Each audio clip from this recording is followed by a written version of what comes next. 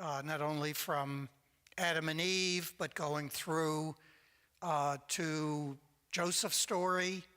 Exodus was a historical summary of what happened. Leviticus, we talked about 2 weeks ago, was about a lot of the rules, a lot of the laws, and then today we're going to talk a little bit about some of the failures, some of the redemption, and some of the other things that we find. So we know the story. We know how God rescues his people, the story of Passover. We talked a couple of weeks ago about being at the foot of Mount Sinai and the imagery of a marriage that's built into that story, how all of the steps of a wedding are present in what happens, everything from an engagement to the wedding to the tradition of having a contract that would be shared between the two parties being married, in Hebrew called a ketubah, and that was all in there. We talked a lot 2 weeks ago about the line in Leviticus where God says, I want you to be a kingdom of priests, not a kingdom with priests, but a kingdom of priests. And they really didn't know what that meant. 400 years living in Egypt, however many, 20 generations, I don't know what that is, 400 years. They saw priesthood very differently than what God wanted. So a lot of Leviticus is the description of what it means to be a priest. And see, I'm not tall enough. Oh, it works. Thank you, Adam. These are the 5 things we talked about that describes priesthood. For those that were here a couple of weeks ago, the vestments, the different clothing they wore was part of showing I'm God's person. Their responsibility to help people figure out how to be atoned. How do I get back in a correct life with God? Priests intercede. And there's part of Leviticus that talks about Israel being the intercession between God and the world. Not just the Jewish people, but the world itself. And then one of the responsibilities, very important, distribute resources to those in need. And that was not just those of the tribe of Israel, but anybody in need, anybody within the gate, all of the aliens, not other planet, those from other countries. The responsibility was to do that. When the Israelites went to the foot of Mount Sinai, they spent, anybody remember how long they were there? Correct, a year. The book of Leviticus was totally given in a 6-week period. And all of these rules, all of these commandments, all of these instructions came to the people in a very short period of time. You know, it's the line about wanting a drink of water and you get a fire hose. They had a lot to internalize.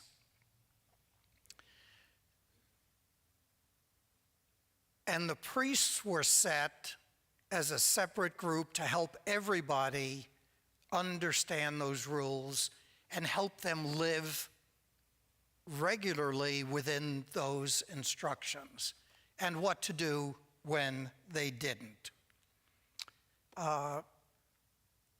So Numbers, what's in it? There's a census. There's a census early, and that's the census for everybody that came out of Egypt. So this was like in year 2 after the Exodus. A lot of controversy about the numbers. A lot of people read the numbers to mean 606,000 men of fighting age.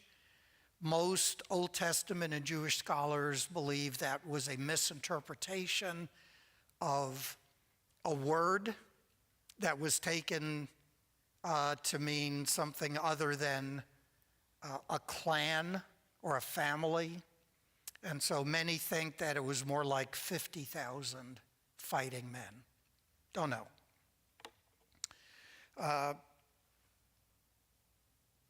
There was another census at the end, and that's just before they go into the land. And we all know, and we'll get to this later, what happened to most of everybody that was over 18 years of age when they left Egypt did not get into Canaan.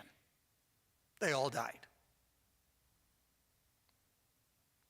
So there was a whole new tribe.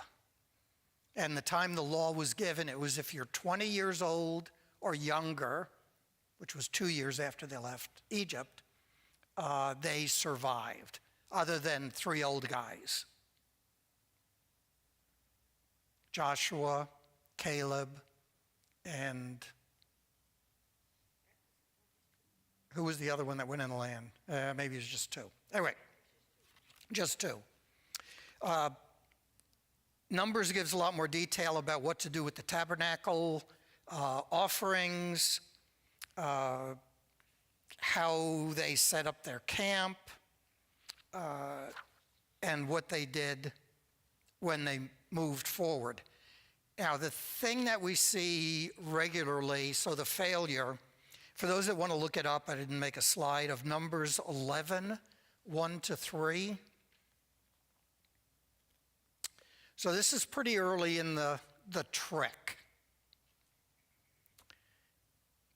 When the people complained, it displeased the Lord. When the Lord heard it, his anger burned. And so the fire of the Lord burned among them and consumed some of the outer parts of the camp. When the people cried to Moses, interesting, they didn't cry out to God, they cried to Moses, he prayed to the Lord and the fire died out. And he called the name of the place Taberah because the fire of the Lord burned among them. And that's the pattern that when you read the book from 11 through the end, it's this pattern of complaints, of a retribution or a consequence, often Moses interceding to help with the problem, God forgiving. In some cases we'll look at later, he actually instituted some new rules. They complained about food. They complained about not having water. So here's tonight's trivia question. How many times did they complain about water? I wouldn't have known this other than I found it in somebody's notes. Once in Exodus and once here in Numbers. And I thought it was a pretty constant refrain, but apparently there was only twice. And of course, the time in Numbers, we know that's when Moses was told to speak to the rock. And instead of speaking to the rock, he whacked it. He struck it, which is what he's told in Exodus. So if you go back to that water story, he was told, go to this rock and take your staff and strike it. So he did it maybe the way he remembered, or if you read that passage, it says he was angry, and maybe that's why he did it. So as we look at the book, how can we get away without a chiasm? So this lays out the book with the central axis, or the most important part, which is in the middle in blue, and that's atonement. And that's consistent with what we saw in some of the Genesis stories in Exodus and Leviticus, that God is telling his people, I will atone your sins. But there's a lot of other stuff in the book. And again, the way Jewish writers typically would do this, you start a story and you end it with some of the same themes. So A at the top, A prime at the bottom, an encampment surrounding the tabernacle. So that's how they organized themselves. And we looked a couple of weeks ago at where every tribe resided. It was a specific place. And God dwelt over the mercy seat. So he was in the tabernacle. If you look at the end of the story, 30 to 36, they encamped getting ready to go into the land. And it says in 35, verse 34, God said, do not defile the land that you will inhabit, in which I live, God speaking, for I, the Lord, live among the Israelites. So he's not saying now, I live in the tabernacle. I dwell over the mercy seat. He said, I now dwell with the people. And that goes to support the next layers. So if you kind of did the onion peeling, the B, 4 through the end of chapter 7, is priestly service and blessing. So a lot of stuff about how priests do their job. And then at the end of the book, it's Joshua establishing a covenant through the priesthood. So again, it's 2 sections dealing with priests, doing their job, how it's supposed to perform. And then there's 8 through 12, journeying and complaints, and 22 to 20, part of 25, again, a journey to the promised land and more disobedience and how that hampered the people. So again, the same kinds of stories. The first part are the old Israel. The second part are the kids, the new generation of Israel that learned some things from their parents that they probably shouldn't have. I know none of that's happened to any of us and our kids, right? Okay. D is called the unbelieving generation. And it says in that section, they despised God's word and they were cut off. And they died. From 19, it talks about a believing generation, the second group that went into the land. And then the middle, of course, is the priesthood and what they had to do for atonement and what the people did to be atoned, to be, the phrase, right with God. Numbers 16:46, if there's kind of a keystone verse. Then Moses said to Aaron, take the censer, put burning coals from the altar in it, place incense on it, and then go quickly into the assembly and make atonement for them. That's the goal. Atonement for the people. So the big ideas in Numbers, the people tested God's patience, and he tested their endurance and their faithfulness. Some passed, and then others just passed. People failed many times. God showed his faithfulness by constantly leading them, a cloud by day, a pillar of fire by night, forgiving them. How did they eat? 40 years of what? Manna. Bread. With what? They had pheasant, they had quail once a week. That was their diet. But he took care of them. He taught the people how to live with him, what it took to walk with God, to speak in a way that God wanted, to be in service to him, to be witnesses, not just to each other, but to the lands around. So the book begins in the second year after they left Egypt, which some scholars placed at 1444 BC.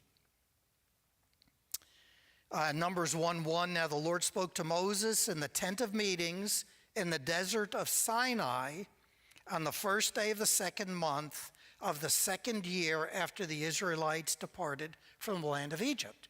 So it's pretty specific. Second month, second year. And then in Numbers 36, it's 38 years later, or 1406 BC. And Moses summarizes the book by saying, these are the commandments and the decisions that the Lord commanded the Israelites through the authority of Moses in the Rift Valley plains by Moab along the Jordan River opposite Jericho. So as everybody has the map clearly in the, and here is the Jared honorary map. So I like picking on Jared because I like maps too. So this is the path of the wandering that has been reconstructed based on the locations that are listed in the Pentateuch. And you probably can't read it all, but the numbers correlate to a bunch of events. But the critical one is 8 down here. That's where somebody believes Mount Sinai is, right there. So they left Egypt, which got whacked off because they didn't have room for it. I think it's called cropped, but I'll whack it. So they came across, they got down here in a relatively quick period of time. Spent a year there plus, and then they were told to leave, and they went, and the next place we're going to talk about is number 12. Now, if they went from here to here, that was about 35 miles. If they went the slow route, it would have been 50 miles. So how long does it take to walk 35 miles?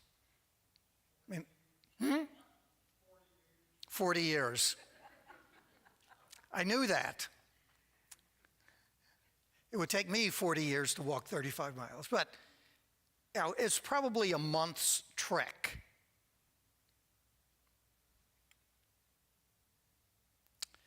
They went to this location. Whoops. That's what happens when you push the wrong buttons. Actually, that's what I wanted to show. So they went to Kadesh Barnea, which is an oasis.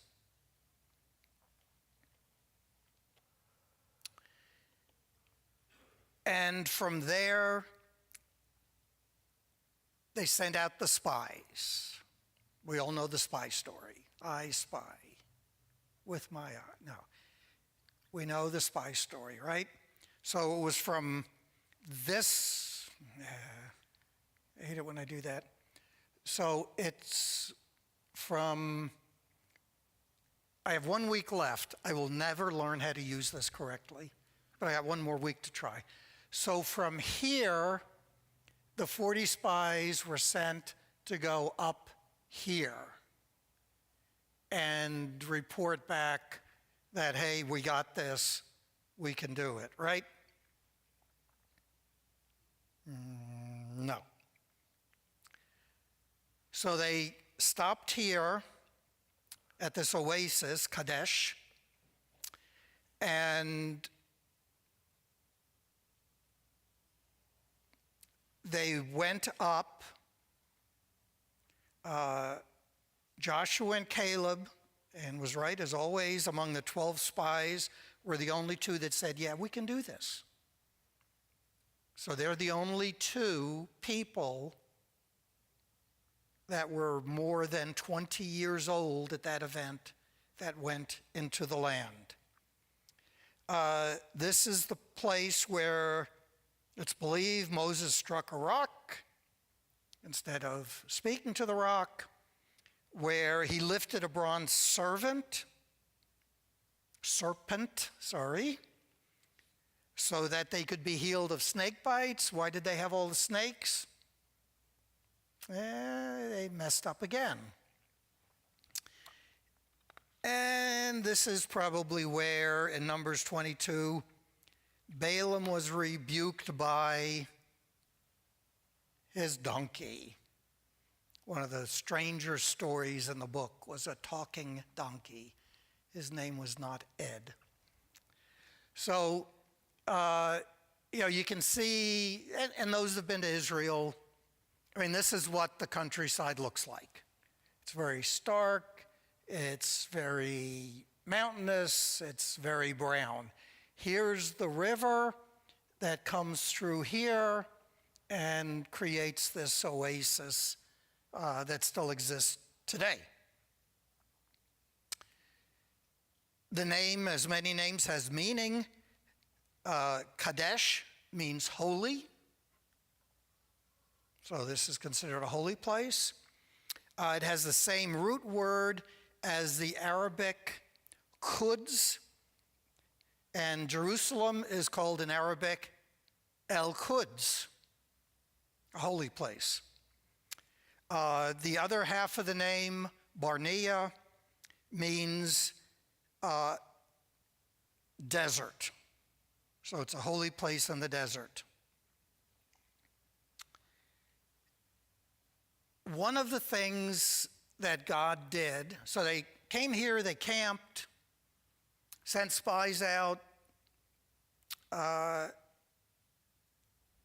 and periodically we'll see through the book that God gives new laws. They didn't all happen at the foot of Mount Sinai. So one of the things we talked about last week, which was 2 weeks ago, was God told the people, you got to party. We're going to have holy days, and you're going to party because that's how you remember. So in Leviticus 23, God says, on the 15th day of the 7th month, which is autumn, when you gather in the produce of the land, you must celebrate a pilgrim festival of the Lord for 7 days.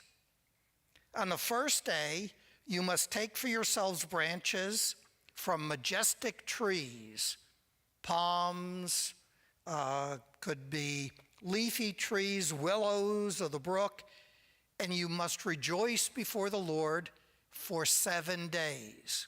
It's twice he said that. Verse 41, you must celebrate it as a pilgrim festival to the Lord for 7 days in the year. 3 times. This is a perpetual statute throughout your generations. You must celebrate it in the 7th month. So either people really weren't getting it, or God was just being really redundant. But it was really important to tell everybody to celebrate for 7 days, to build these tabernacles. And then it says, you must live in these shelters for 7 days. Every native citizen in Israel must live in shelters, so that your future generations may know that I made the Israelites live in shelters when I brought them out from the land of Egypt. I am the Lord your God. So it's believed that when they got to Kadesh, they actually built little huts. And this is something that's practiced today. And not just in Israel. You go to any Orthodox or very conservative area where there's a lot of conservative or Orthodox Jews, and they will build shelters in their backyard. They will build shelters. They would be built on the synagogue property and live in them for 7 days. It's practiced to this day. And it was one of the festivals, one of the holy days that God inaugurated here in the wilderness to commemorate their living in the desert. But the reason is the line in blue at the bottom. I brought them out from the land of Egypt. So it's another festival. As we spoke a few weeks ago, all of the festivals except for the Day of Atonement is a celebratory festival. Every other one, you celebrate. God wants us to celebrate. This place was so important that God tells Moses this location would be the boundary of Israel. And Joshua, in Joshua 15, also states that the southern boundary of Israel included Kadesh. This area here was all part of Israel. And even in Ezekiel, in chapters 47 and 48 of the book of Ezekiel, Ezekiel says that the southern border would be restored to Kadesh, because it wasn't there then. So life in the camp. So you got, depending on who you want to listen to, 50,000 fighting men, maybe a couple of 100,000 people if you count, the women and children, or the big estimate is 2.5 million. Living here in the desert, what the people do? First thing is they complained. Chapters 11 and 12, if you look through those, they complained about their hardship. Even Moses' sister and brother complained about him. People expressed a longing for the good food they had in Egypt. And they got pretty tired of manna. I get that. At one point, when they were complaining, he sent them a storm of quail, but with the quail, he also sent a plague. So Moses had to intercede to heal them from the plague. In these chapters, there's this weird little story about 70 elders being touched by the Spirit of God to share Moses' burden. So all of a sudden it's there. These 70 elders get appointed. We're only at 12 here, so we had a little ways to go to get to 70. And then we don't hear any more about them. Miriam and Aaron complained why only Moses got direct revelation from God. Prophets, they had visions. They had dreams. Probably Aaron and Miriam had visions. But God didn't talk to them directly, and they got jealous. Why only him? How come? Don't know. So, the tradition is that the Jews wandered for 40 years. So I'm going to ask you to think of something a little different.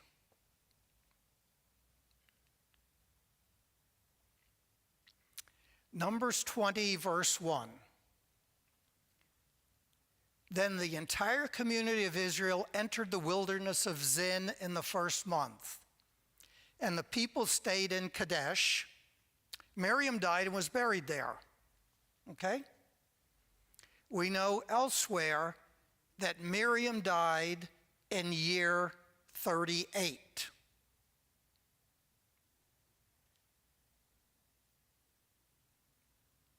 So a lot of Jewish scholars, and by the way, Aaron died later, within a year, and he is also buried in Kadesh. Now, in Deuteronomy, when the time came, and the time from our leaving Kadesh Barnea until we crossed the brook Zared was 38 years, until the entire generation, that is the men of war, had perished from the camp. So that verse implies they left, and it took them 38 years to get across the creek.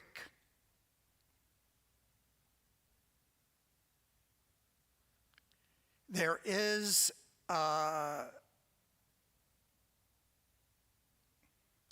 fragment that was found of Deuteronomy that indicates that the 38 years in this sentence is up after the word time. And the time was 38 years from our leaving until we crossed the brook.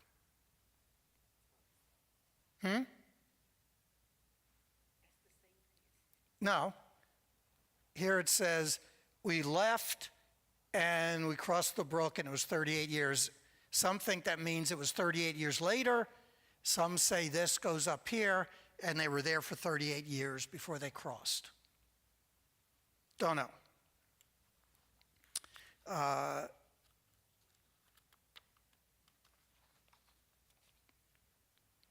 Most of the Old Testament Jewish scholars feel they stayed in one place and that the punishment was the death, not all the extra wandering. But they don't know. Because we do know, there's a new truncated map. So they were in here, and then they went all the way down here, and then they went up and came into the land. And there's incidents that happened that are at the end of the book of Numbers. So here they entered the wilderness to avoid a conflict, but here they destroyed the Amorites, and then Mount Nebo, which is where Moses ended his trek. So the end of the book covers that travel in apparently a fairly short period of time. Moses sent envoys to the kings before he went into the lands, so he was very respectful. He sent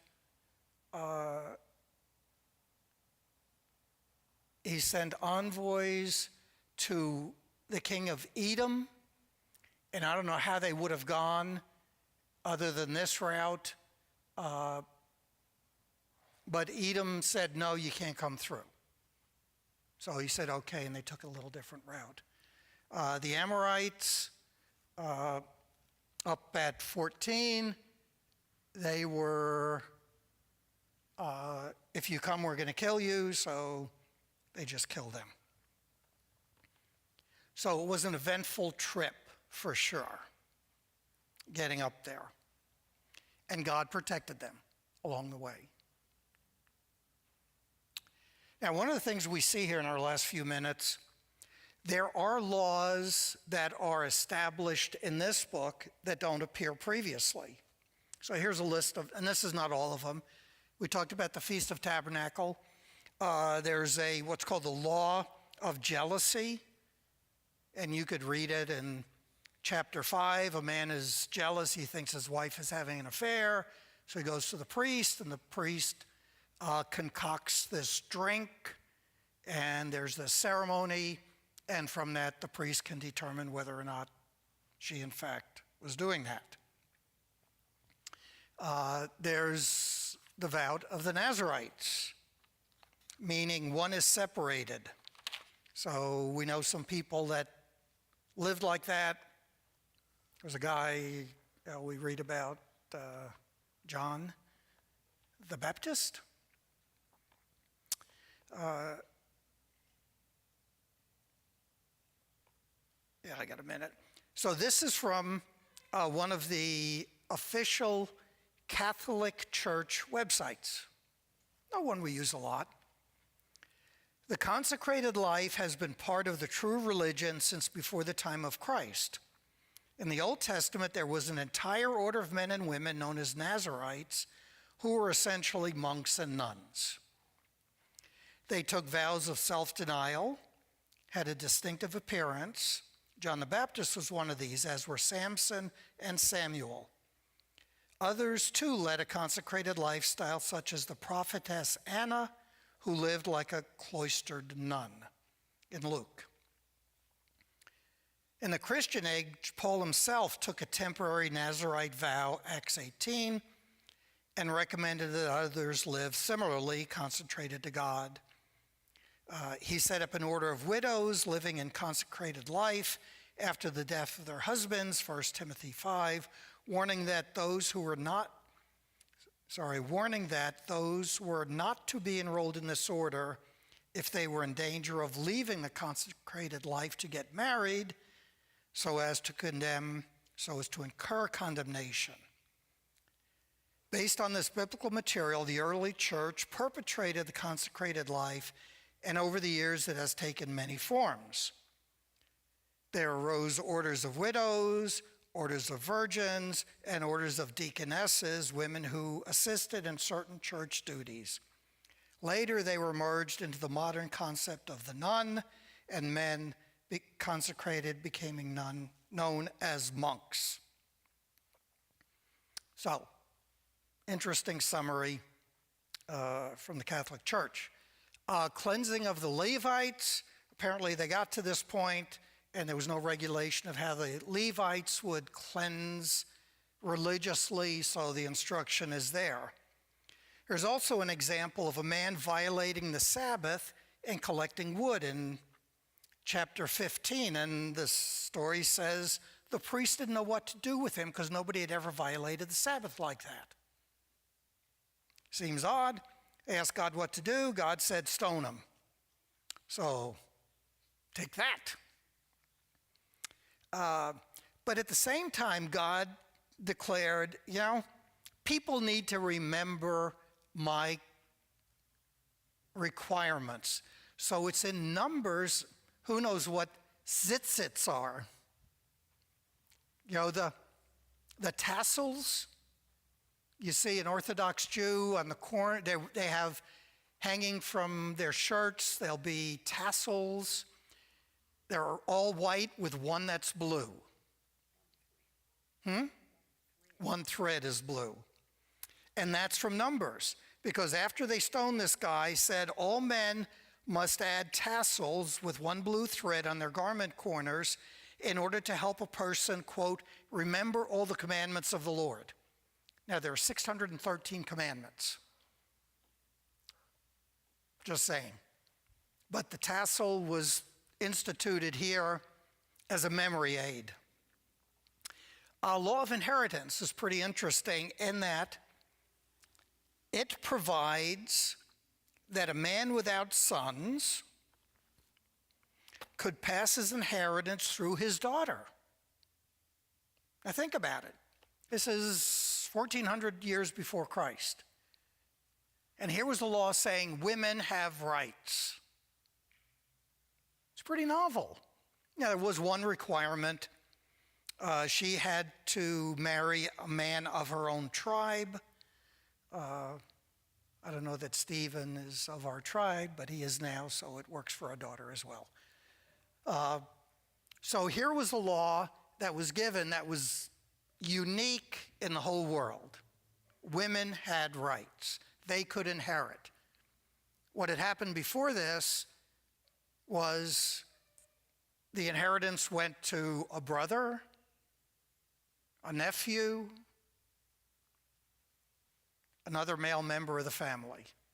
Here God's saying, nah, women can do this as well.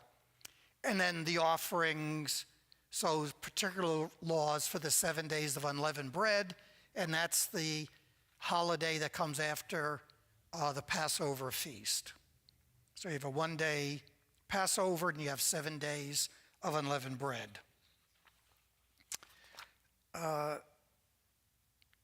So in 2 minutes, we won't do all of this, but the storyline is reinforcing the covenant with Abraham, that God dwells with his people,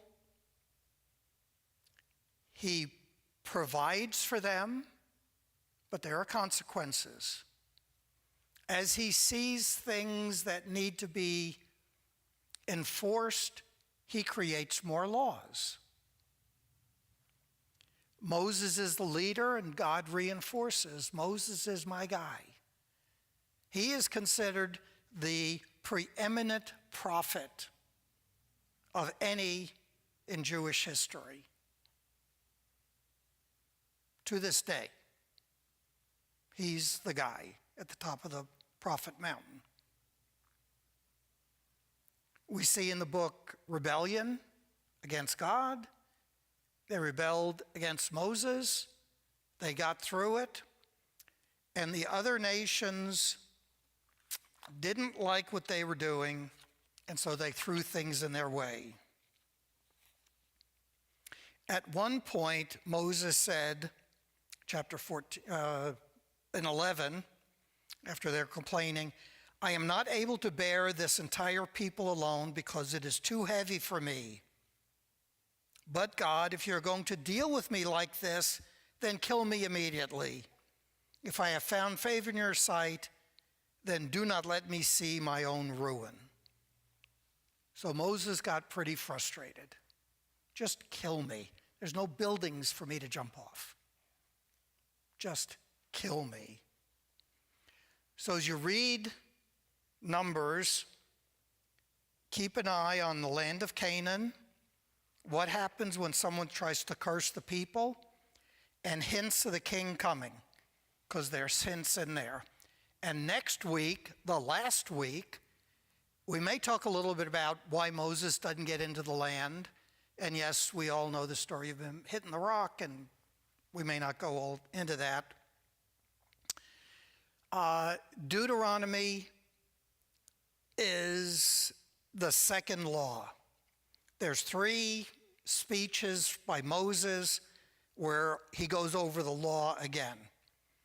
And the key things in the book is the word hear is said 50 times, do keep or observe 180, and remember 14. So Moses is telling them, listen to the bell. Hear the word of the Lord, obey it, and always remember what the God has done. That is it. We will do this next week and finish, and after that, it's summer series. You're dismissed.